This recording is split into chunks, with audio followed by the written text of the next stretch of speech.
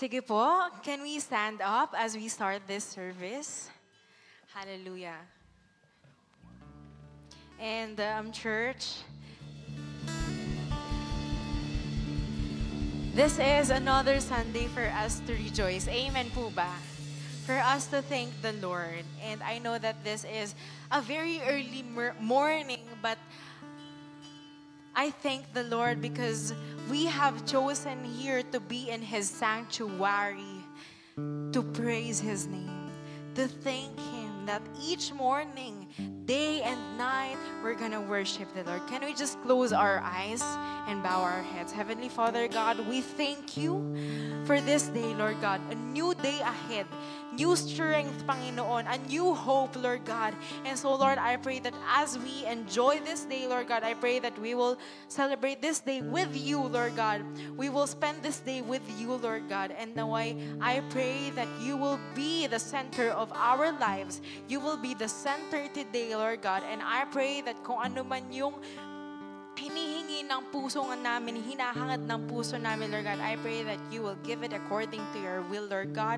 And Lord, I pray that you will remind us of everything, of your love, your mercy, your grace, and your great sacrifice, Panginoon. Kaya naman po, Lord God, we worship you today. We exalt your name. In Jesus' name we pray. And everybody shout, Amen and Amen.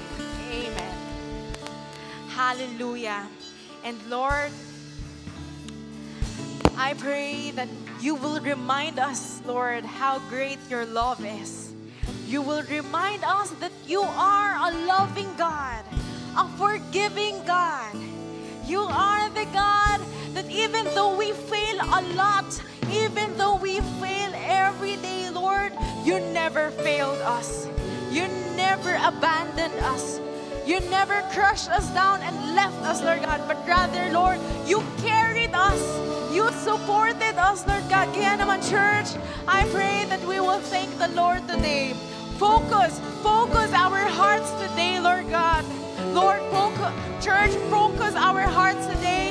Sa Panginoon lamang ang tingin. And I pray that we will worship Him in spirit and in truth.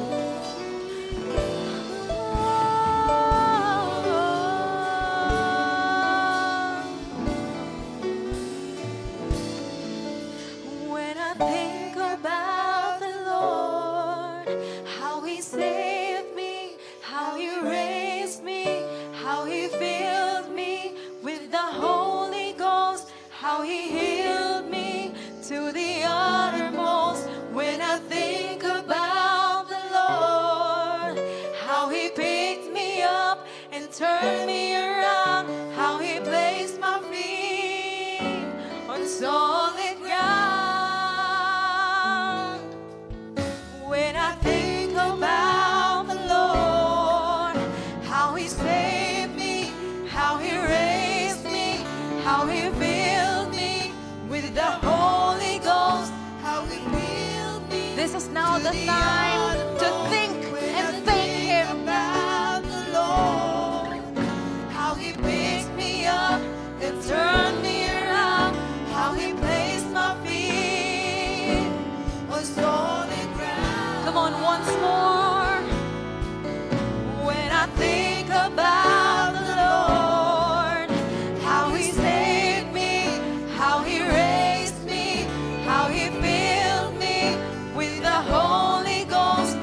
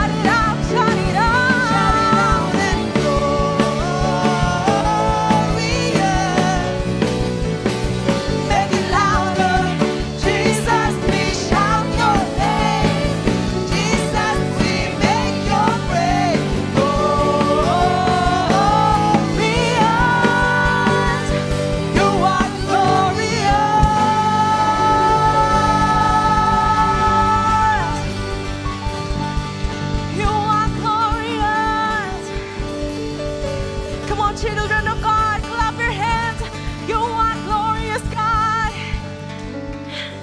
Shine your light in us, Lord, so that we may live in your light and what you all offer.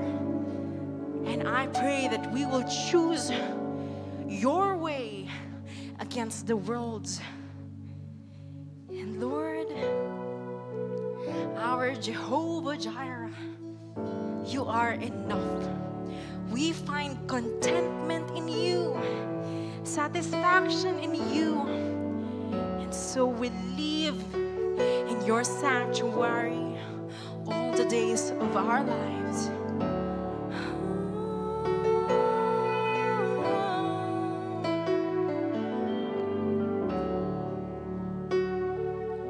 I'll never be more loved than I am right now.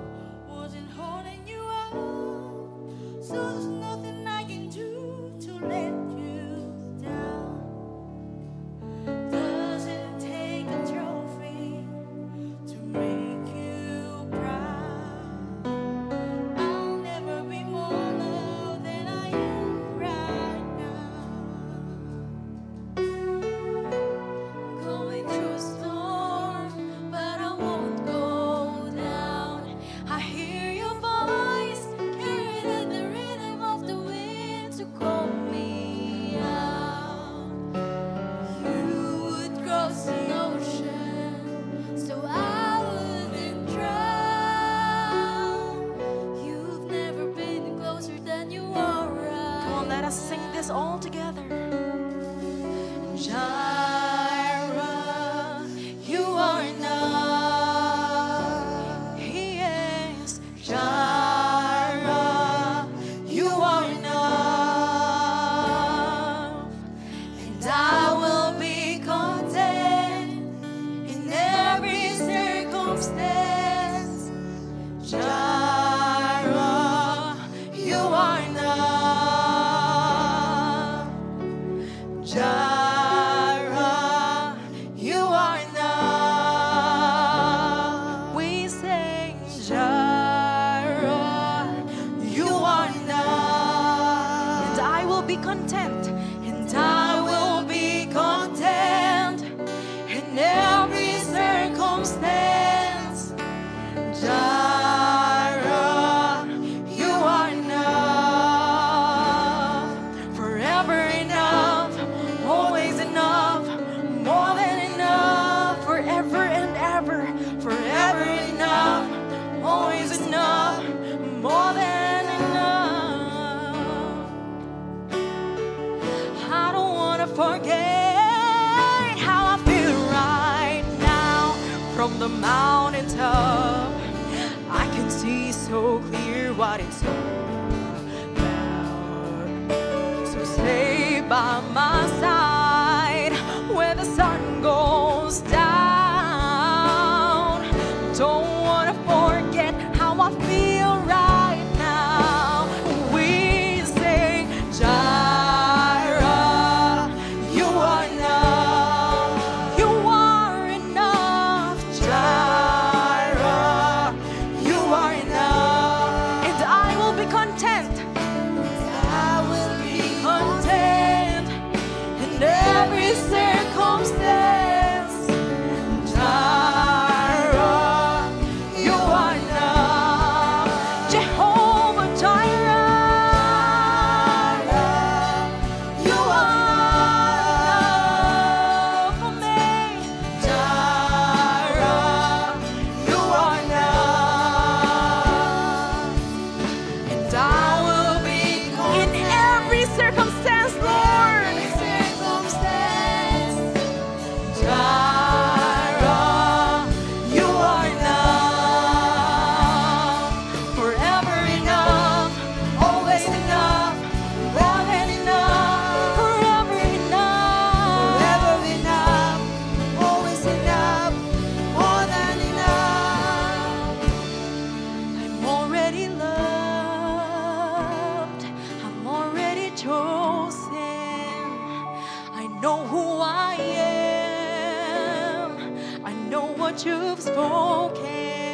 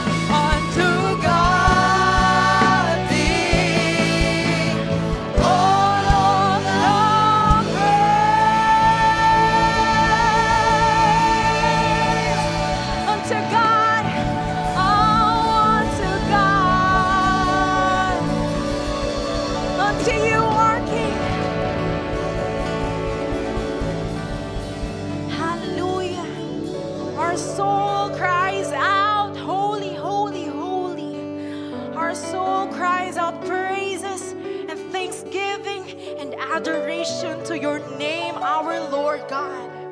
For you are enough. For you are the highest amongst all, Lord God. So we worship your name. We praise your name, Lord God, from the deepest part of our hearts, from our souls, not just from our lips, Lord God, but from our hearts, Lord. We cry out and we sing to you all the glory, Lord God, all the praises to you, Lord God. We sing to you that may you be exalted in not just in this place, but in the hearts of each and every child of yours, Lord God. Lord, may you be magnified, Lord. May you be in control in everyone's lives today, Lord God. We love you. We praise your name. In Jesus' name we pray, and everybody will say, amen and amen.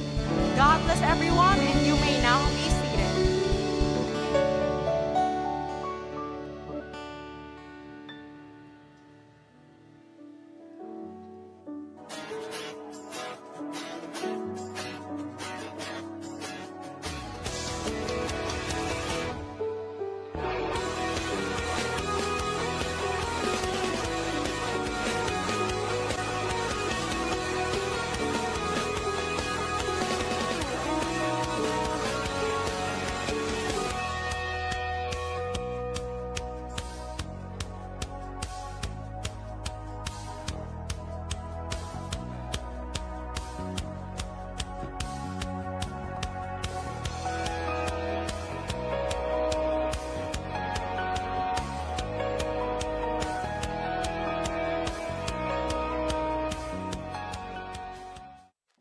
What's up, COG fam?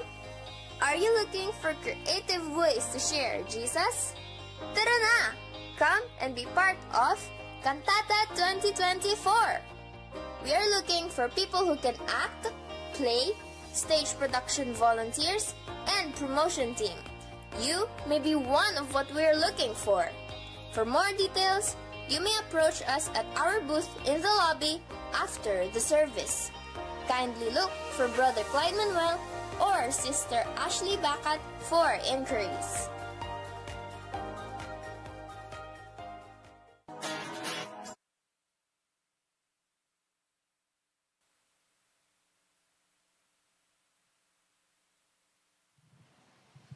Praise God. Ayan. Nagre-recruit na po ng mga singers, para po sa ating kantata. So we are that advanced because we need time to practice and to train our voices to be able to minister. Kasi po, yung kantata po ay one way also to win our friends na mahilig pong makinig ng awitin and praying that through the songs that would be rendered, talagang matouch sila ng ating Panginoon. Amen.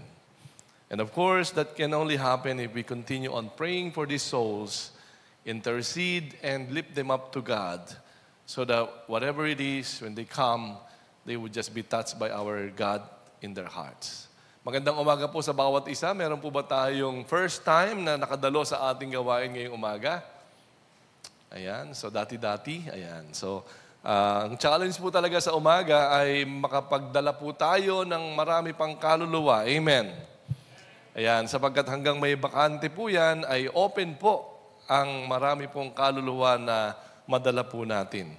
Tayo po ay nagkakaroon ng series and we're trying to group it para medyo mapaigsi natin ng konti. And so, today we are going to talk about okay, so naka-on na ba tayo? Ayaw pumindot. Alright, ayan na. We are going to talk about, ayun, ano? Okay. Okay. Divine love and justice. Siyempre po, iba ang divine sa ating ordinary kind of love. And many times been taught, preached, shared with us the picture, the kind of divine love na sinishare po natin madalas maging sa mga awitin po natin. Ano po? At about justice naman, paano nga ba nangyari yan na kaya tayong patawarin, iligtas, pawalang sala. Yan po yung justification kasi po, napawalang sala na as if hindi ka nagkasala at ginawa ka pang matuwid. Ano po? Yun po yung isang... Kaya nga ito po yung katanungan na paborito kong tanong ito o paborito ko po itong laging pinag-iisipan kasi dito kitang-kita mo kung anong klase ang pag-ibig ng Diyos sa ating pong lahat. Sabi rito, how can a perfectly just God justify the unjust? Yung palang, parang, and still remain both just and justifier. So medyo pambihira. Paano nangyari yun? Yung kriminal, pinawalang sala, pero yung nagpawalang sala, matuwid pa rin. In view of divine justice, the unjustified has no credential by which to merit justification. So yun po kasi yung isang malaking katotohanan na sa pamantayan ng hustisya ng langit o ng Diyos, ayan, ay hindi pwedeng mapawalang sala ang mga taong nagkasala. Kailangan nilang magbayad. At so, yun nga po ang ating pong pag-uusapan ngayon na kung saan maigita po natin dito, paano nga ba ang ginawa ng Diyos? Ano po? At ano po ang naging solusyon ng ating Panginoon? Napawalang sala ka, napatawad ka, ginawa kang matuwid, at nanatili pa rin siyang matuwid at hindi siya pwedeng hatulan ni Satanas. Kasi po si Satanas, pag may ginawa ka na hindi ayon sa katwiran, si Satanas po magaling po siyang mag-accuse o magtuligsa. Ano po? So ngayon, sa ating pong summary lamang, makikita po natin dito, just to give us the groups of our series. Kasi medyo itong series na to, kailangan makita natin yung kabuuan for us to be able to grasp the whole idea of the series of the book of Romans. Dito po una sa Romans 1, verse 18 to 30, to chapter 3, mahaba, no? Ito po yung kabuuan ng Romans chapter 1 to chapter 3, verse 31. Since all men, whether Jews or Greeks, failed to attain righteousness before God, He now reveals the only way to attain righteousness before Him. And yun na po, sinabi na po yung sagot that how can a just God justify the unjust and become just and justifier? No po, hindi pa rin po nawala ang kanyang pagiging matuwid. Ito po, ang kanyang ipinadala ay ang kanyang anak. Nagbayad po ng ating mga utang. Amen.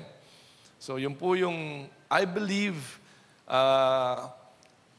the only reason and the only solution and the only just thing in the divine plan na tayo po ay mapawalang sala, and that is through the Lord Jesus Christ.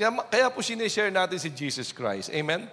So titignan natin ang mga implication pa nito mamaya. And then another groupings po, so lumundag na po tayo from chapter 1, chapter 2, chapter 3. Nasa chapter 4 na po tayo. At para makita na po natin agad ang kabuuan ng chapter 4, ganito po yun. Summary po natin. And even Abraham, long ago, was blessed by God with righteousness through faith and not of works. So I believe na mention na po natin sa mga unang series, ano ba yung works na binabanggit dito? Ano ba yung faith na binabanggit po ni Paul? And in the same way, we and all the uncircumcised who follow Abraham's faith will also be credited with righteousness. Unawain po natin mamaya, bakit sinabi niyang katulad din naman, kung paanong si Abraham, nung matagal ng panahon, ay ginawang matuwid ng Diyos sa pamamagitan ng kanyang pananampalataya at hindi sa mga gawa. Gayon din naman, tayong lahat na hindi tuli. Ayun po kasi yung Tagalog ng uncircumcised, na siyang sumusunod sa pananampalataya ni Abraham, ay ganun din naman magiging, mapapasa iyo din yung the same righteousness na binigay po kay Abraham. Ayan. So kaya ngayon, mamaya liliwanagin natin, yung unawain natin mabuti, ano po ba ang kaugnayan ng pagtutuli o ang circumcision. Ayan po, ano? So kaya, sa atin pong dahil chapter 4 po ang ating pagkukuhanan ng ating pong mensahe, makikita po natin dito sa chapter 4 verse 1 to 8, yung patungkol po kung paanong sinabi na si Abraham ay pinagpala, blessed with righteousness by God and not on the basis of his faith. Inulit po ito sa verse 18 to 22. Nag-skip po tayo, no? Inulit po uli ito, Abraham was credited with righteousness by God because he did not waver in the faith on God, on God's promises despite being almost dead. So mamaya, titignan po natin, ano ba yung pangako? Ano ba yung hindi niya pinagdudahan na pangako? Kasi parang andali lang sabihin, pero makikita natin na ito pala ay kamangha-mangha kasi may sitwasyon po si Abraham. And then back to verse 9 to 17 of chapter 4, ang sabi rito, patungkol po sa naging matuwid po si Abraham because of God blessed him to become righteous. Ang sabi rito, likewise, ganun din naman, the uncircumcised who follow Abraham's faith will also be blessed by God's righteousness. So, pag sinabi kasing uncircumcised during that time, yun po yung mga hentil, mga pagano po, hindi po sila nagpapatuli kasi po mayroon po kasing malaking kahulugan ang pagtutuli sa panahong iyon sa mga Hudyo at sa mga hindi Hudyo.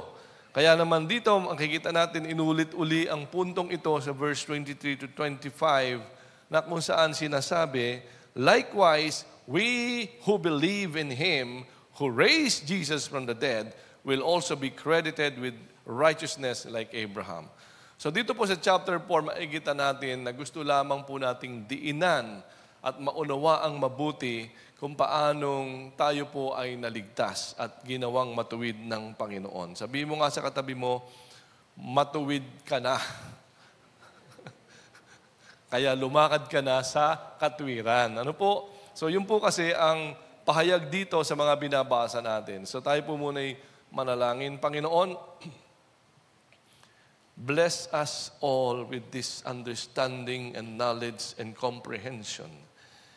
That in our hearts we just know, Lord, it is not because of what we have done, but because of the faith that you have put in our hearts through the Holy Spirit's conviction that we put our faith in your Son, Jesus Christ. And that we may fully comprehend and be able to not to waver. Hindi kami magduda, hindi kami malinlang ng mundo na ito at magpatuloy kaming lumakad, hindi po sa gawa, kundi sa pananampalataya lamang kay Kristo na siyang ituturo mo sa amin ngayon. Marami pong salamat, itong aming dalangin sa makapangyarihang pangalan ni Jesus. Amen. So, lulundag tayo sa chapter 5 para lang makita natin na meron po kasing epekto yung ginawa ng Diyos sa kanyang ginawang matuwid na mga niligtas po niya. Kaya tingnan mo uling katabi mo, matuwid ka na. Okay? Kung hindi mo kayang tanggapin, makinig ka muna. Ano po? Ayan. And ito nga po kasi ay sa mga nanampalataya. And so you have that doubt in your heart, it's probably because you don't understand even the faith na sinasabi po ni Paul na kaya ka ginawang matuwid ng Panginoon, hindi dahil nagpatayo ka ng simbahan o nagpunta ka doon sa mga binaha o doon sa mga nasunugan, hindi po yun. Kundi sabi nga, ito po yung resulta ng blessing na ito na ginawa kang matuwid. Una po sa lahat, ang blessing na ito, sabi sa verse 1 to 2a, ay yung pong tinatawag na peace with God. Alam niyo po ba yung epekto ng peace of God sa buhay natin? Yung alam mong pag namatay ka, hindi demonyo ang susundo sa'yo. Ano po? Alam niyo po ba na may mga taong nakikita nila kung sino na ang sumusundo sa kanila? Kaya po kung wala sa kanila ang tunay na pananampalataya at wala sa kanila ang tunay na salita ng Diyos, kahabag-habag po ang kahihinatnan, gaano man siya kagaling, gaano man siya kayaman, ano man po ang kanyang mga nagawa, ang kabutihan, kung wala po doon, kung hindi po niya na-obey o nasunod ang kalooban ng Diyos sa kanyang buhay, kung paano po siya dapat maliligtas, yun po ang nakakalungkot na tanawin ng isang papanaw na sa halip na anghel ng Diyos ang susundo, demonyo po ang susundo. So nakakatakot po, no? Kaya may mga tao po na kapag mamamatay na, hindi po sila mapakali. Nagwawala po sila, hindi lang nila masabi. Ayan na ang mga kampo ni Satanas, inaabangan na ako. Inaabangan na ako sa kanto, parang gano'n. Ano po? Pero dahil nasa iyo si Kristo and you've been clothed with righteousness, blessed with God's righteousness, pinawalang sala ka, meron ka ng kapayapaan. Ito yung kapayapaan na hindi po yung peace, wag na tayo mag-aaway. Hindi po ganon. Hindi yung peace na alam mong we are protected in the Philippines or that we have enough, sabihin nating capability. Hindi po ganon. Hindi rin po yung peace na dahil po walang maingay. Ano po, hindi. Kundi yung peace na maingay, may banta ng gera, at may kaguluhan, and yet, there is peace in your heart. And you can just move on and go on in your life because you just have this peace of assurance na ano man ang mangyari, anghel ng Diyos ang susundo sa iyo. Amen? At kung dumabot ka pa sa rapture, si Lord mismo ang makikita po natin. Amen. And so we have here, sabi nga, another thing in these verses ay yung pong access. Yung pong access na kagandahang loob, ibinibigay po sa kanyang mga dinamitan ng katwiran. Ang pangalawa po, rejoicing. So ito po yung isang resulta ng blessing ng righteousness. Kaya mong mag-rejoice. Amen. Kaya nga kung hindi mo nauunawaan ang nangyari, parang hindi ka makapag-rejoice. Kailangan ko pang pagandahin lahat ng sound system. Kailangan ko pang ipadala sa mga school ng magagaling na boses. At kailangan ko pang makumbinsi ka nga sa mga ilaw para lamang makaawit ka, hindi po natin nauunawaan. Bagamat nakakatulong po yun. Amen. But the very preparation and the equipment that was acquired and installed is also because they understood very well kung sino ang kanilang sinasamba. Amen. Amen? And so kaya kung tayo narito at nakaganon lang tayo habang umaawit, hindi ka makarejoice. Baka hindi mo nauunawaan kung ano ba ang ginawa ng Diyos para sa iyo. Tama po? Kaya po, nawa sa awitin natin, makadagdag po itong kaunawaan na ito na at least you can raise your hands and at least you can just praise God and worship God kasi grabe po yung ginawa ng Diyos. Ginawa kang matuwid, may kapayapaan ka na at may access ka pa sa kanyang kagandahang loob. And then, 6 to 11 of chapter 5, makikita natin dito. Nagresulta ang paglalagay ng Diyos sa iyo ng katwiran at pinawalang sala ka ng reconciliation with God. Na kung saan, dati po ay nabubuhay po tayo ng hiwalay sa Diyos. Ano po? Dati po nabubuhay tayo sa kapangyarihan ng kasalanan. Wala ho tayong kalaban-laban sa kasalanan. Pero praise God, nung ma-reconcile na po tayo, ibig sabihin, bati na po tayo ng Diyos. Wala na po sa atin ang wrath of God. Amen? Ayan, ano po. And then, ang panghuli po sa verse 21 o 12 to 21, makikita natin dito na yung resulta nito ay experiencing God's abounding grace. And that is brought about by Christ's righteous act. So yung abounding grace na ito, siyempre po, sa paglakad natin sa buhay Kristiyano, hindi naman tayo perfect. Nagkakamali tayo. Nagkakasala pa rin tayo. Pumapalpak pa rin tayo. But the abounding grace of God ay nananatili ka na ang Espiritu ng Diyos hindi ka iniiwan. Amen? Na ikaw ay inaalalayan, ikaw ay tinutulungan, ikaw ay ini-empower so that you will be able to overcome all those weaknesses na meron tayo bilang isang tao na nasanay sa kasalanan at ngayon ay sinasanay ka na sa buhay ng isang kabanalan or righteousness. So kaya sa ating pagtitingin mula sa chapter 1, chapter 2, and chapter 3 ay may isang malaking katanungan. Hanggang chapter 5. Will the Gentiles, those pagans, yung those na yon kasama tayo, be put right with God on the basis of obeying their conscience? Kasi po, di ba, yun po yung nagiging kalakaran ng mundo na konsyensya. Ano ang iyong konsyensya? Ayan. Sa pagbibili ng sabon, anong konsyensya mo? Itong sabon ba na to ay makakatanggal ng dumi? O ito bang sabon na ito ay healthy? Something like that. Ano?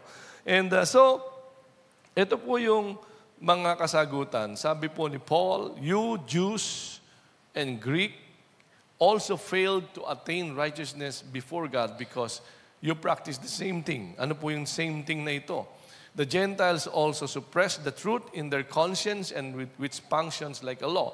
So dito po kasi sa ating mga hentil, sa mga pagano, sa mga hindi Hudyo, ay konsyensya ang nagiging batas po natin kung paano tayo mabubuhay sa tamang pamumuhay. Ano po? At dito po, makikita natin na tila baga sinasabihan itong mga Hudyo at mga Griego na sila man din daw kasi ay bigo na makapamuhay sa katwiran kasi ginagawa din nila yung ginagawa ng mga hentil. Ano po? And so, sa pagpapatuloy natin, tingnan natin yung paano ba ang ibig ipadala ni Paul na katuruan po sa atin sa bagay na ito. So makikita natin na meron siyang ginamit na mga katanungan at kasagutan para madala po tayo sa isang mas malinaw na kaunawaan tungkol sa topic na ito. Sa chapter 2, verse 1 to 3 ng Romans, meron ditong tinatawag na unrighteous act of model wicked men. O, di ba? Meron din silang model. Kaya lang, model sa kasamaan. Ano po? Hindi model sa katwiran. Okay? Na kung saan ito po yung bumubuo ng mga real men. Pag sinabing real men, sila yung mga Hudyo. Mga hentil. Ano po? At dito nakalagay na willingly condemn. Ayan. Na kung saan are essentially the very same acts that they also commit. Ang galing mong humatol. Ikaw din naman, ginagawa mo yon, tama? Ikaw din naman, may batas ka nga, hindi mo naman sinusunod yung batas nyo. Ako naman, may konsyensya bilang batas, hindi ko rin sinusunod. O di parehas na lang tayo. At sabi rito, they will definitely not escape God's judgment. God is very much concerned about that law and about that conscience and about that faith na mamaya ipapaliwanag po natin. So kaya nga, both Jews and Gentiles will probably say, what is the common evil act? Ano ba yung parehas na kasamaan na ginagawa namin? Sa the model wicked man, ang sabi rito sa chapter 1, verse 18 to 32, and us, sabi rito, to experience God's judgment. Bakit? Pambihira, Bakit naman? Ano bang pinagkatulad namin? Di ba? Parang sa ibang relihiyon, ano bang pinagkatulad namin na kami pala ay mahahatulan din ng the same na hatol na ito? Ayan. So kaya sa kanila, of course, Hudyo, superior ang tingin na pag-aralan natin, sila ay mga niligtas ng ating Diyos. Sila po ay distinct people in the world because they are selected by our God, separated by God to live a holy life. Siyempre po, ang baba ng tingin ng ganong klaseng estado sa mga hindi Hudyo. And so, bakit ganon? Bakit parehas kami na mararanasan ng hatol ng Diyos? Ayan. Ito po yung sagot ni Paul. Sabi niya, just like the model wicked men who know the truth and yet suppress it by not doing them, you, Jews and Gentiles, also have your own laws, and yet you failed to do them. So sabi rito, kung paanong alam naman ninyo ang katotohanan, so alam mo ang law, si Hentil, alam mo naman ang konsyensya bilang ginagamit ng Diyos na law para sa iyo, pero sinusuppress mo. Alam niyo ba ang katotohanan? Alam ba natin ang salita ng Diyos? Nagme-memorize po tayo ng salita ng Diyos. Ang tanong, ito po ba ay ipinamumuhay natin o pinipili lang natin kung ano yung ipapamuhay mo sa salita ng Diyos? And so this is the concern. And that is the reason why they failed. Na pareha silang bagsak, ika nga. And so Paul continues sa chapter 2, verse 3 to 10. And sabi niya, now, whatever reasons are causing you to be stubborn and unrepentant. Kasi sabi niya, ito siguro yung dahilan. Kaya matitigas ang ulo nyo at hindi kayo nagsisisi. Ano po? Kasi yung repentant kasi is turning back, di ba? From going to living a life of sin and then turning back from sin to a new life. Ayan, a life of righteousness and holiness. Kasi marahil iniisip nila, hindi naman ako kasali dyan sa judgment na yan Ayan. We have the law. Parang bihira, no? And pangalawa, marahil iniisip nyo na mabait naman si Lord. Hello? Mabait naman si Lord. Ayan. So, hindi kami niya huhusgahan. Ano po? And so, kaya ito po yung usap ng mga ni Paul sa mga taga-Roma. Ano po? Kung paano niyang hinahanapan ng bunga ng pananampalataya ang mga Romano. Kaya naman, ito po yung diin ni Paul, parang walang bunga na kayo ay matuwid. Ano po? And in a sense, ito nga po, yung kindness is perceived kasi, no, na ito po ay something that allows their unrighteousness. Akala nila, dahil mabait naman ng Diyos, sige, magkasala tayo. Patatawarin naman ako ng Lord. Ayan. Tapos, iisip siya ng gagawa ko ng masama, mamaya na lang ako hihingi ng tawad. Mabihira, no? May plano, no? Kaya ito po yung tinatawag natin na kaya meron pong nagpapatuloy sa kasalanan kasi akala nila mabait naman ang Diyos. Mabait naman talaga ang Diyos, pero banal po ang Diyos. Ano po? Kaya naman, dito ay sinasabi niya sa mga lahat ng Hudyo at mga Hentil, na kung saan sila po ay mga nagre-reklamo, ano po. Pero ang sabi po ni Paul, para lang kayong nag-iipon ng galit. Ano po? Nag-iipon ng galit, ayan, sa inyong mga sarili or yung wrath, yung kapahamakan. Ano po? Iniipon nyo lamang para sa inyong sarili sa araw na yon ng paghahatol. So very much concerned because Paul is setting a scenario that we are not going to live here on earth forever. But whatever things that you will do on earth will affect our eternal destiny. Na kung saan dito po, ayaw po ni Paul na maging lisensya mo ang kabaitan ng Diyos at ang sinabi niyang righteousness na ibinigay sa iyo, ayaw niyang gamitin ito.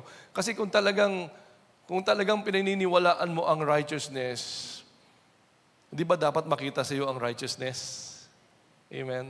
Kung naniniwala ka sa pagiging honest, di ba honest ka?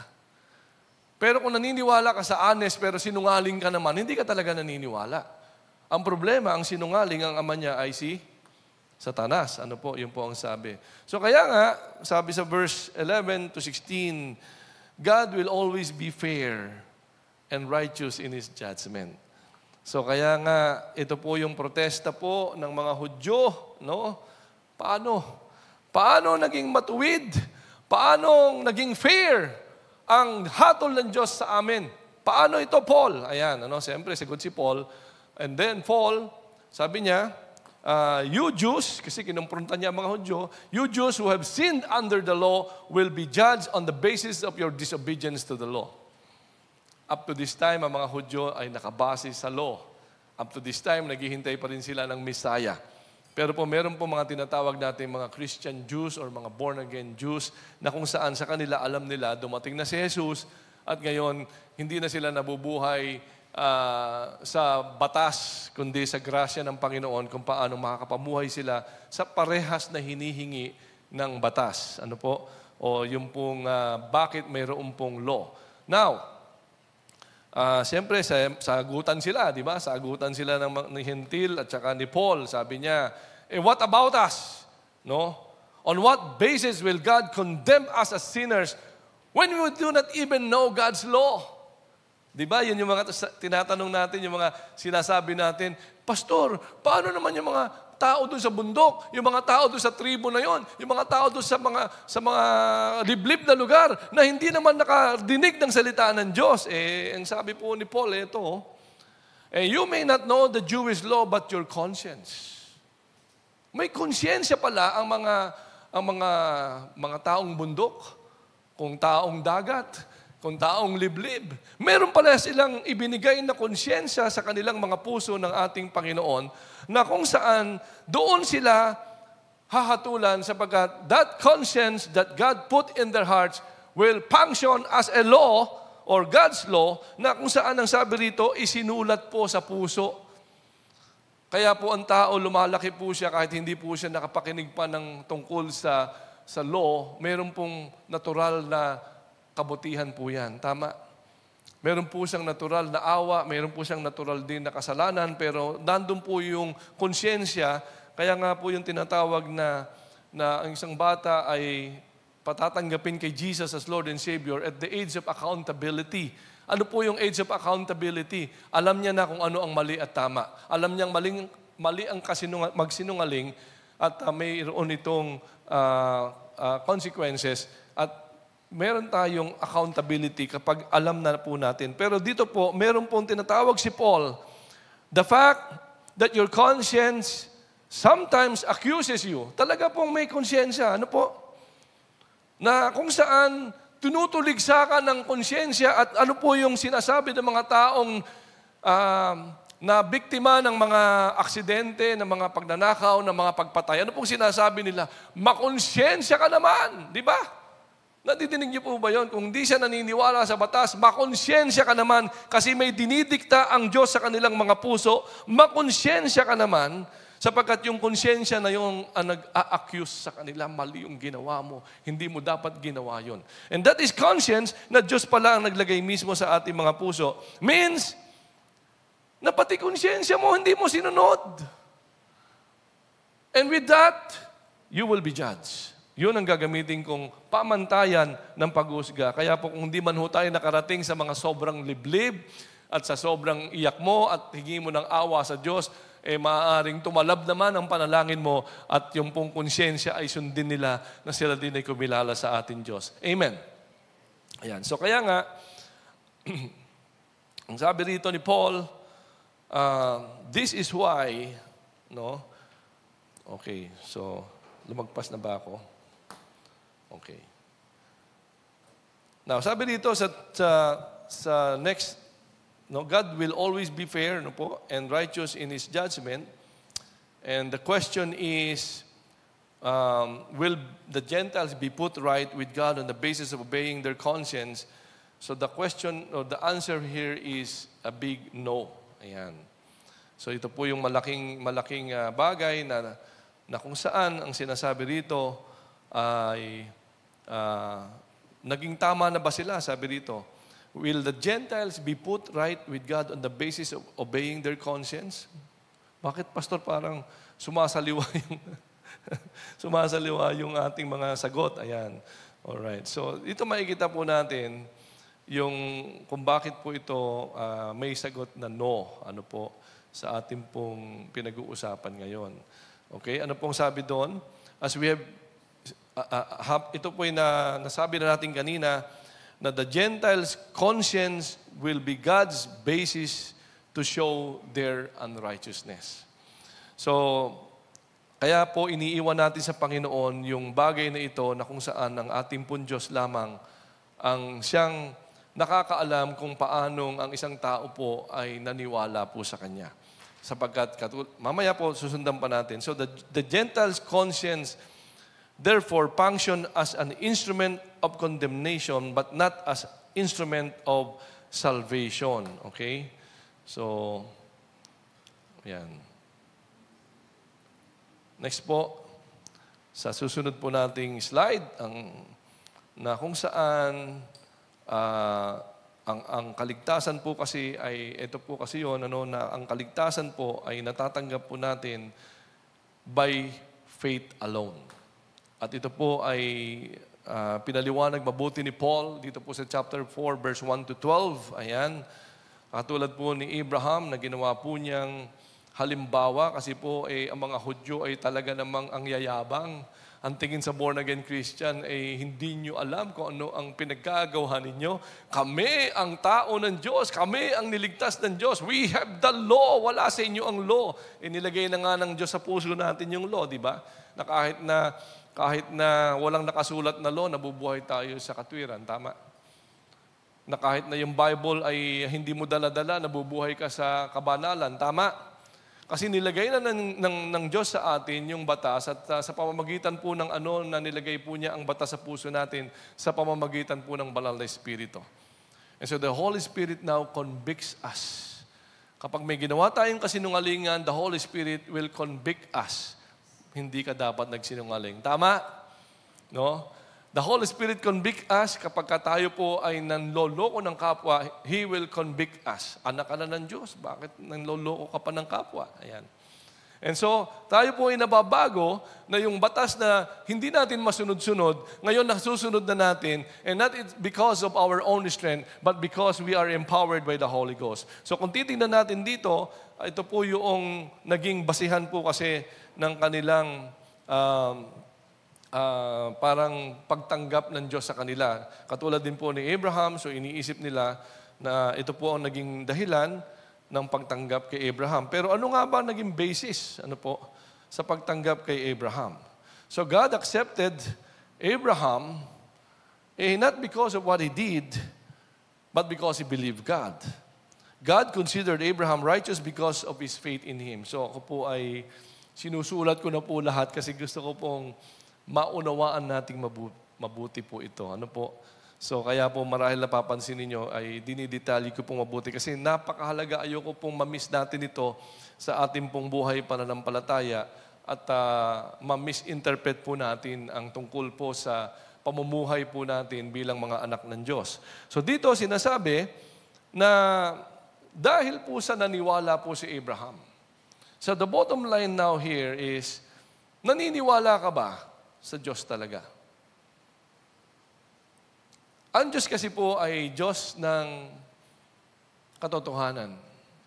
So kung ikaw ay talagang naniniwala sa Diyos, mabubuhay ka sa katotohanan. Ang Diyos po natin ay productive. So kung naniniwala ka sa Diyos na productive, then magiging productive din po tayo. So it will affect how we live, kung paano tayong mabubuhay sa kabanalan, na kung saan binigay na nga yung tulong sa atin ng banal na Espiritu. At yun nga po, it's because Abraham believed at na-considered siya na righteous because nanampalataya siya sa ating Panginoon. So bakit po ba kaya? Ayan. Kasi nga po, hindi po nga sa gawa, okay?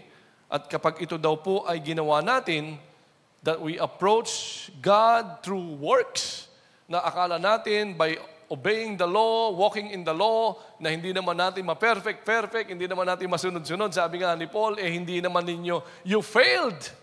You failed to comply or to obey or to live according to the law. Kayo din mga hintil, you failed. The conscience na nilagay ng Diyos sa inyong puso. Ang sabi rito, kapag ka naman tayo ngayon, no? Na pinapakita na ni Paul na it's not by your own making and your own rituals and works or religion na pinag-aralan natin last time. Ang sabi dito, pag ganyan ang iyong approach sa Diyos, then you are nullifying His grace. So napakahalaga po ng salitang grace po sa atin. Pero hindi po tayo yung church na nagtuturo ng grace na kung saan hindi mo na kailangang i-share ang Word of God kasi may grace naman. Hindi po. Inutusan po tayo sa Matthew 28 na kung saan we have to go and share the gospel, or preach the word. So kaya yung Great Commission ay binigay po sa atin. So, and then, makikita po natin dito na ang epekto kasi ng ikaw ay no longer looking at what you're doing, nag-ayos ka ng upuan, umawit ka dito, nag-Bible study ka, nag-serve ka kay Lord, na hindi na work ang tingin mo dito, na ang feeling mo, pag hindi ko to ginawa, baka hindi na ako mahal ni Lord, baka hindi na ako ligtas, baka mawala na yung kaligtasan ko. So may mga ganun kasing kaisipan. Ang sabi nga, kapag tama ang relasyon natin sa Panginoon, our natural response that flows from our heart is to do anything He wants us to do. And we do it because our work are motivated by love. Kaya po tayo nagpupuyat, nagpapagal, nagpapakahirap, na naglilingkod, naglilive, na talagang aral dito, lingkod dito, at yung sacrifices na sa halip na nasa mall, sa halip na nasa pasyalan, sa halip na nag-enjoy sa labas. Narito po tayo, naglilingkod sa Panginoon, and it's not because this is a compliance na kapag hindi ako pumunta, baka ako ay mahusgahan ng Panginoon, baka pag hindi ako pumunta, baka mabawasan ang kabutihan ng Diyos sa aking buhay. Hindi po, kundi ngayon, we are doing this because we love our God. Amen. We raise our hands because we love our God. We serve in the ministry because we love our God. And we never look at our ministries and everything that we do in this church na para bang papogi point sa Panginoon. Wala pong ganon. Amen? Kundi ikaw po ay ligtas na at dapat lang makitang gumawa ka ng kabutihan. Pero hindi naman po ginagawa ito ng wala sa pag-ibig sa Diyos. Napakahirap kahit na po sa mag-asawa kung kayo po'y nagsasama na lang dahil sa inyong anak. Amen. Dahil nakakahiya naman sa kapitbahay. Dahil nakakahiya naman sa magulang mo. Dahil kasi naman, ayaw lang kitang masaktan, ganyan. Kasi baka sa opisina may epekto sa estado ko. Pero wala nang pagmamahal. Di po ba? Hindi maganda ang ganong pagsasama. Ganon din naman sa ating Panginoon. Kung ikaw ay nagko-comply lang kasi sabi, matuwid ako, kaya dapat matuwid. Pero ginagawa natin mabuhay sa katuwiran because first and foremost, mahal natin ang Panginoon. Tingnan natin ang pangalawa. Sige po, pwede naman natin palampakan ang ating Diyos na mahal natin siya. Si David, alam niyo po ba ang kaso niya? Malupit ang kaso ni David, di ba? Si David na taypan niya yung asawa ni Uriah, di ba? The Hittite, and nakursunadahan niya, pambihira, ganda naman ng asawa na ito. No? Kung bakit naman itong si Bathsheba, doon pa naliligo, alam naman niyan tumitingin ng hari doon. Kung ba't pinili pa niya na doon maligo, ano po, siguro alam naman niyang tumitingin si David sa kanya. So, naakit tuloy, natokso tuloy, nadala ng laman, hanggang sa mabuntis po niya. Ngayon, para hindi po mapahamak sa kanyang pagiging hari, ginawa niya ng paraan. Pinadala niya yung kanyang asawa ni Bathsheba. Sabi niya doon kay Joab, ipwesto mo to doon sa pinakamahigting na labanan. Yung siguradong patay ka pag doon ka nilagay. Nilagay siya doon. Kala niya, ligtas na siya. Kinuha niya na si Bathsheba. Wow. Kala niya, walang nakakita. Kala niya, okay na. Ang bihira. Mamaya, ito na si Nathan, the prophet. Nirebuke na siya. At napakaganda pa ng pag-rebuke na kung saan nagkwento siya ng tungkol sa inaping isang ordinaryong tao na inagawa ng isang nag-iisang alagang mahal na mahal niyang hayop, inagaw, niluto at inihandang pagkain, samantalang siya naman ay napakaraming mga baka at mga hayop, mas pinili pang nag-iisa na nga lang, yung pang kinuha. Galit na galit si David nung malaman niya yun. Sino yung tao na yan? Dapat mamatay ang taong yan. Ang sabi ni Nathan, ikaw yun. Natulala itong si David, di ba?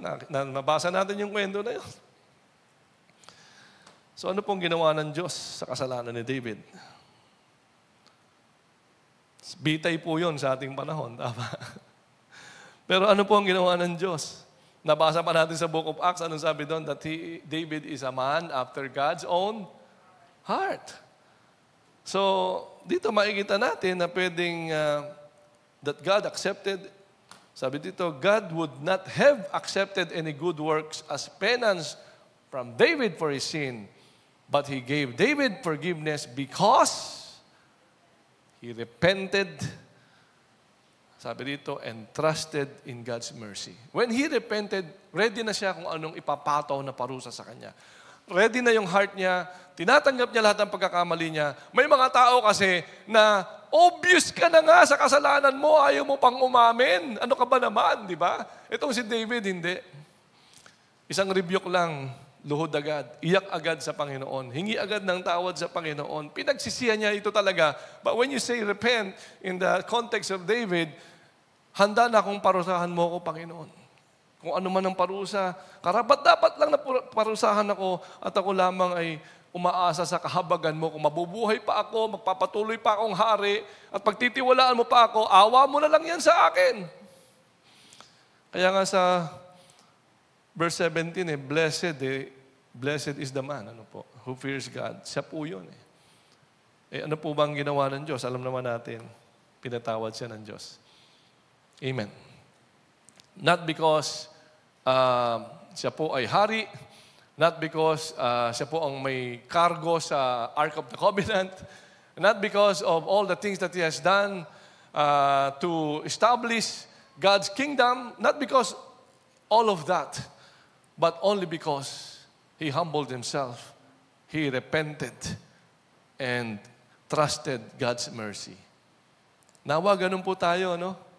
Na nagkamali, nagkasala, talagang alam ng Diyos, totoo kang humihingi ng tawad. Hindi yung humihingi ka ng tawad pero para lamang mapagtakpan mo yung ngayon kasi may iniisip ka na naman gagawin. So kaya nga ang kaligtasan not by good works and not also by religious rites, na kung saan, ito po, pag-uusapan natin itong paano bang kinonsider ng Diyos si Abraham na kung saan siya ginawang matuwid. At ito po yung nangyari even before the circumcision took place. So kaya nga sa katanungan, what was the relationship between being justified by faith and the rite of circumcision? So dito makikita kasi natin na ang mga Hudyo, kapag sinabing tuli, they have covenant with God. They belong to God. They have this relationship with God na kami ay sa Diyos. Tuli kami sa Diyos. Ayan. Kaya yung mga hindi tuli, siyempre yung mga Arab, yung mga other, yung mga hindi Hudyo, hindi po sila makapagpatuli. Kasi pag nagpatuli sila, mga parang sinabi mo nang ako ay sa Diyos din. Pero meron palang health, reason kung bakit ito nagiging kapakipakinabang pa at the same time. So ito yung tinatawag nating outward visible sign na sila ay sa Diyos. May kasunduan sila sa Diyos. May gagawin ang Diyos na pangako niya na sila ay isinet apart, na sila ay people belonging to God, at may nangakuan sila ng Diyos kung paanong sila ay, that's why they are protected and that they are blessed and that they are disciplined and that they are favored. Samantalang, ito pong kaligtasan na ito na sinasabi ni Paul sa Romans is for everyone. And ito pong kaligtasan na ito o pagiging matuwid na ito o pagpapawalang sala sa atin ay makukuha mo lamang sa pamamagitan ng pananampalataya kay Jesus. Hindi yung pagiging Hudyo. Hindi yung may suot ka na rin sombrero ng Hudyo at nagpapatirintas ka na rin ng buhok ng Hudyo, nagsusuot ka na rin ng gawa ng Hudyo, nagagawa ka na rin ng mga rights ng Hudyo. Ang isip po nila, kasi yun ang kaligtasan nila, for them to become righteous. So hindi na po pala ganun, kundi by faith po tayo, na nananampalataya sa ginawa po ng ating Panginoong Jesus, na siyang pinadala ng Panginoon natin, na ito'y ginawa niya out of His love for us. So kaya nga, paano po ito pinrove ni Paul? At ito po ay sabi nga, when did God accept Abraham and make His covenant with him, of which circumcision was the symbol? Ito po kasing circumcision ay huli nang dumating. Kumbaga si Paul ay naligtas na o nanampalataya na bago pa man dumating yung mga ritual na ito. Ibig sabihin, yung righteousness na ito nasa kanya na bago pa man lahat ng mga requirements or mga compliance o mga symbolism na ito, niligtas na po siya ng Diyos, ginawa na po siyang matuwid ng Diyos, bago pa po. At siya nga po ay ginawa lamang niya ito as a sign of His righteousness. Sumunod lamang siyang magpatuli na magpakita na ako'y may relasyon sa Kanya because He is a righteous man. If he is not a righteous man, hindi niya gagawin yun. Ba't ako magpapatuloy? Hirap magpatuloy, pambihira, et cetera. No? Alam na mga lalaki yan, di ba? Mga lalaki takot magpatuloy, no? Dahil masakit. Ayan. So anyway, kaya nga, ito po yung isang nangyayari po kasi na inaakala ng tao na sa pamamagitan po ng mga ritual, sa pamamagitan ng mga simbahan, sa pamamagitan ng mga gawa, yun po yung ritual na ito na parang bang it's a symbol that you have a covenant with God. It's a physical symbol that I belong to God. Hindi po pala lahat, effect pala lahat yun. Ang may epekto lang is a personal relationship with God. It's done, it happened because of our faith in the Lord Jesus Christ. So, yun po ano. So, and hindi rin po by obeying the law. Ayan. So, napaliwanag na po natin to kanina. Medyo bibilisan na lang natin ng konti. Kasi nga, sa kanilang pananampalataya, kailangan mong sumunod sa batas at mabuhay sa batas to be considered righteous. Pero, ito po kasing pagiging matuwid natin, hindi po natin ito natanggap dahil po sumusunod ka sa batas. Pangalawa, si Abraham po ay nabuhay ng 430 years before the law, but was already considered as righteous man. Kaya nga, therefore, hindi po dahil sa mga anumang gawa, anumang ritual, anumang batas o kautusan ang pwedeng maging dahilan na gagawin po siyang matuwid, na kung saan, sabi nga, hindi nga niya alam yung mga lahat ng law na yon. But yet, ginawa na siyang matuwid ng Panginoon. Dahil dumating po yung law nung panahon ni Moses. Naalala niyo po, pero bago pa dumating ang law, sinabi na ng Diyos, matuwid si Abraham. And so, yung law, parang nagpapaalala, di ba yun yung sinabi ko na, yung law na yan, parang mga karatula yan dyan sa highway, hanggang 60 lang ang takbo mo. Huwag kang tatawid na kamamatay. Mga law lahat yan, pero hindi ka kayang iligtas niyan na literally, bababa yung speed limit, haharangin ka at sasabihin sa'yo, at itutulak ka pabalik kasi bumibilis ka na lagpas sa speed limit. So, ito po ay, bago pa maibigay ang batas, bago pa maibigay kay Moses, tinagurian na po siyang matuwid ng ating Panginoon. So, and then, pangalawa, righteousness will result in our inheriting the earth. Ito po kasi ang pinaka-importante kung bakit kanya gustong maging matuwid, and that is God's own doing, na kung saan lahat na magiging lahi ni Abraham ay gusto niyang makasama dito sa tinatawag nating mamanahing earth, na new earth and new heavens. And ito pong blessing na ito ay darating through that promise, at alam natin na ang promise na yan ay no other than the Lord Jesus Christ. Siya po yung seed na ipinangako.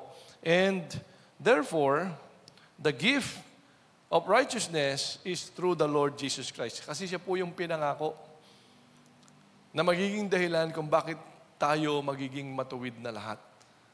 Kaya kung siya ang pangako, kailangan panampalatayaan. Ito naman ang mga Hudyo hanggang ngayon, naghihintay pa rin ng pangako. Kaya ang dami po sa kanila, hindi pa rin po talaga nakakaalis doon sa law. Pero marami na rin pong Hudyo na kung saan sila po ay talagang mga, kung tawagin ay Christian Jews. Nakaalis na po sila doon. At tayo namang ay mga taong galing din sa mga gawa.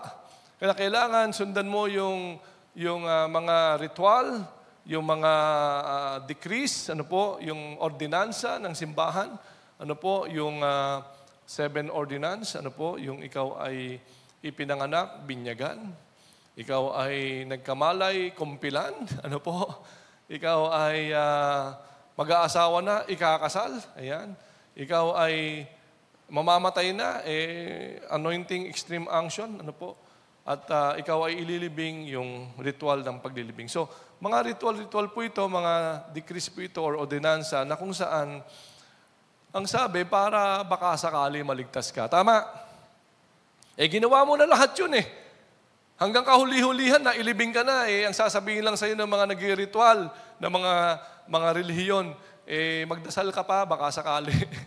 Nasa siguro siya, yung nasa nasa purgatorio. Ayan, ano po, gigisa-gisahin muna sa doon bago dalhin sa impyerno. But anyway, ito po ay gift.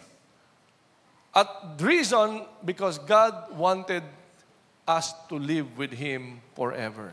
Kaya nga, righteousness, nakakita natin kanina kay David, is realized through perseverance. Hindi po nagbago si Abraham, hindi po siya nag-backslide, ano po, siya po ay napaka-practical. Alam niya na yung pinangako sa kanya magkakaanak siya, alam niya na matanda na siya. Ano po?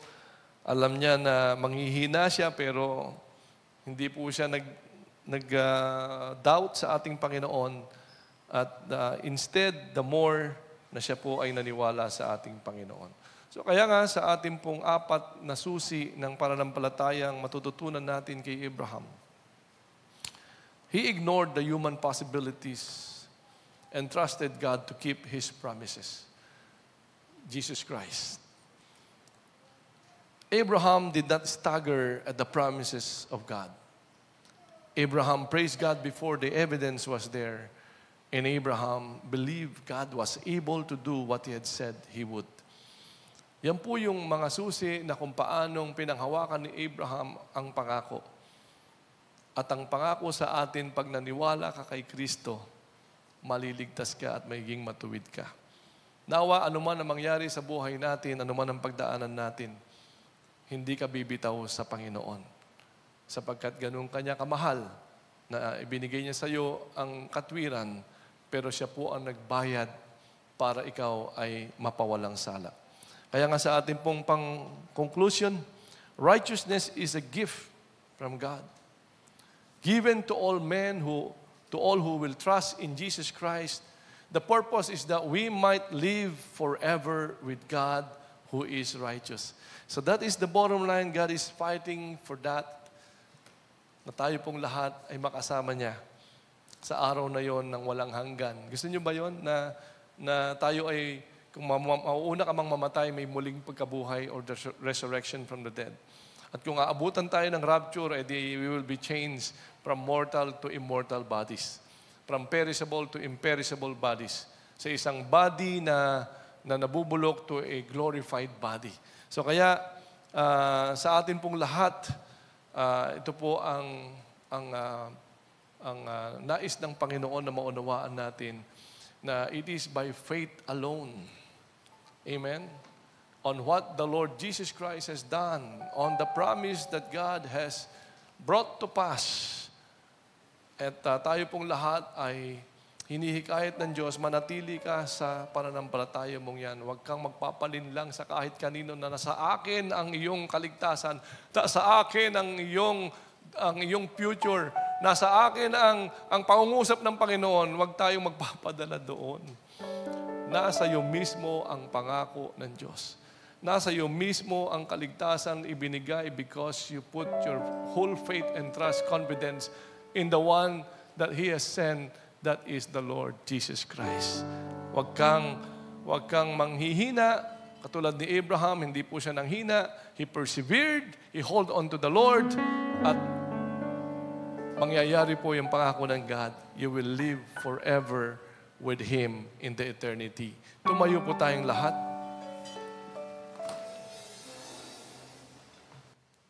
Umawit po tayo sa ating Panginoon.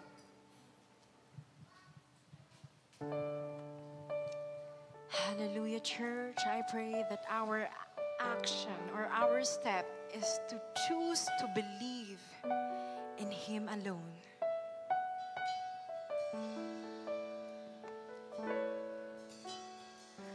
I believe in God our Father. I believe in Christ the Son. I believe in the Holy Spirit. Our God is three in one. I believe in the resurrection, that He will rise again. For I believe in the name of Jesus. I believe in God our Father. I believe in Christ the Son. I believe in the Holy Spirit. Our God is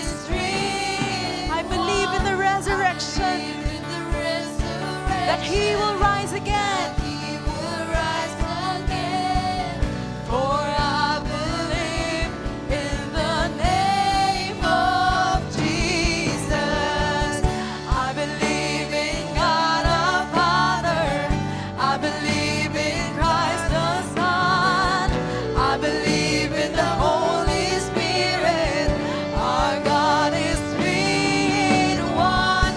I believe in the resurrection, that He will rise again. For I believe in the name of Jesus. I believe in Yes. God our Father. Yes, I Lord. believe in Christ the Son. I believe in the Holy Spirit. Our God is three in one. I believe in Hallelujah. the resurrection, that He will The message is very clear. Believe. in the name of And that is the only requirement of God. And that is His divine love and divine justice. And all He wanted us to do is to believe. And do not be deceived by any other offers that will confuse you, that will put doubts in your hearts, that you will end up working for your own salvation and live in fear and worries and uncertainties. But instead, when you believe on what the Lord Jesus Christ has done on that cross, that is what the Lord wanted us to do. To trust Him on what He has done on that cross 2,000 years ago. When He paid all our sins, we were all been justified. When we put our trust in Him, we will all be justified. And all we need to do for that to happen is to believe. Amen. Tayo po'y manalangin. Kung ikaw ito na gusto mo lang i-reaffirm ang iyong paniniwala, sumunod ka sa panalangin ito. Panginoong Hesus, tignan mo ang puso ko. Mayroon po ba akong kalituhan? Hindi po ba ako makalakad sa katwiran? May pagtatalo po ba sa aking pananampalataya? May mga pagdududa po ba ako at hindi ako makasunod? Salamat, Panginoon. Ginawa mo na ang lahat. Ang kailangan na lang namin ay magtiwala sa iyo and you will do the rest. Na kung paano na gusto mo lamang na magtiwala kami sa ginawa mo 2,000 years ago. We just want to affirm that we receive Jesus as our Lord and Savior. That we believe in our hearts He died on that cross and shed His blood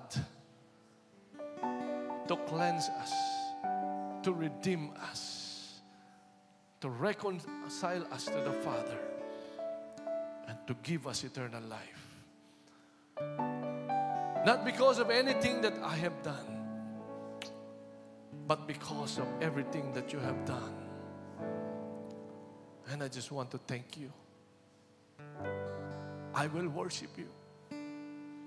Holy Spirit, I want to worship God. I want to thank Him. I want to live a life of gratitude. I want to walk in what you said you have done in my life, making me to be a righteous person, holy, belonging to you, your child. Kaya Panginoon, sa umagang ito, I ask the Holy Spirit, fill me, fill me, and be in control of this life. Be in control of my heart, of my thoughts, of my imagination, of my hearing and perceptions, and my tongue and my motive. Be only live according to your righteousness and holiness. Marami pong salamat, Banal na Espiritu. I will not walk on my own strength, but by the Holy Spirit, I will walk in the righteousness of God. And as we go, we just want to offer to you our tithes and offerings bilang aming bahagi ng pagtitiwala at pananampalataya sa iyo. Hindi ito kabayaran ng anuman. Hindi namin mababayaran kailanman ang anumang ginawa mong pagliligtas sa amin. But ito ay amin pong pagbibigay out of our love. Kaya, Panginoon, salamat. You will be the one to bless us and to take care of us and to sustain us. Na ang buhay namin ay maging mapagpala at maging buhay kaming patotoo at ibabahagi sa ibang tao ang iyong pag-ibig, ang iyong hustisya. Marami pong salamat sa binibigay mong pribilehiyo sa amin. Kasama ka namin at hindi mo kami iiwan magpakailanman. Lord, salamat sa pag-iingat, salamat sa gabay, away from all dangers and harms, but we are always covered and protected and watched over by your holy warring angels to see to it that your plans and purposes will not be hindered, but will only be fulfilled and achieved by the power of the Holy Ghost. This is our prayer in Jesus' mighty name. And everybody say, Amen and Amen. Pagpalain po kayo lahat ng ating Panginoon. Good morning po. Good morning. God bless you all. Happy Sunday, everyone, and see you again next week.